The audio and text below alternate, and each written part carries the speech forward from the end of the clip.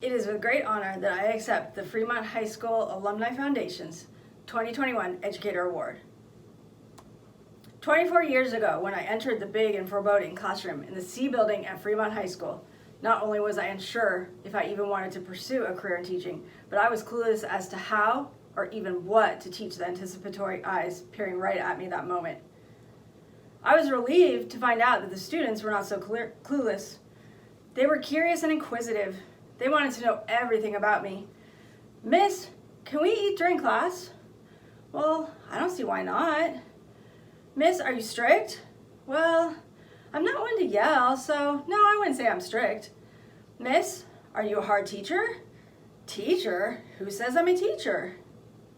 "Miss, will you be our regular teacher for the rest of the year?" "Well, why wouldn't I be? Do you really think you're gonna scare me off that fast?" "No, miss, it's just that we've had subs all year. We want to know if you're a regular teacher." No response. I'm speechless. Needless to say, I knew very little about the career I was about to embark upon, nor the complexities surrounding the politics of education in America, and how the disparities in school funding have led to racial and social inequities, teacher shortages, and achievement gaps. I was hired only 2 days prior to my first day in the classroom, and I had only graduated with a Bachelor of Arts in Communication Studies from UCLA 3 months prior to that. Teaching 9th and 10th grade English in South Los Angeles had never once entered into my realm of possibilities as a future career path. It was just there, a job to pay the rent as I endlessly searched for a passion in life. So here we sat, me, dumbfounded by their eagerness to learn from me, an ambivalent college grad, unsure of just about everything. And the students, unfazed that they had not had a permanent teacher until now, and their enthusiasm to learn just about anything from me. We continued our first days together, mostly talking about our exceedingly different worlds. They taught me about their fascinating lives and their families and communities, which were totally different from my sheltered upbringing in South Orange County. They taught me just as much as I taught them. We became partners in this process. I learned how important it was to value and respect their opinions and to give them a voice in their lives and their education. This was the foundation of my teacher training. It was quite simple, really. Paulo Freire said it best: there is no teaching without learning. Fast forward 23 years, almost to the day I stood anxiously in front of those wide-eyed, hopeful 9th graders awaiting their permanent teacher. But this time, I sat in front of 3 distressed 10th graders who came to my office looking for answers to what their future may hold. Would they return to school the following Monday, or would school be canceled due to the increasingly contagious pandemic spreading throughout the world? They had questions, so many questions.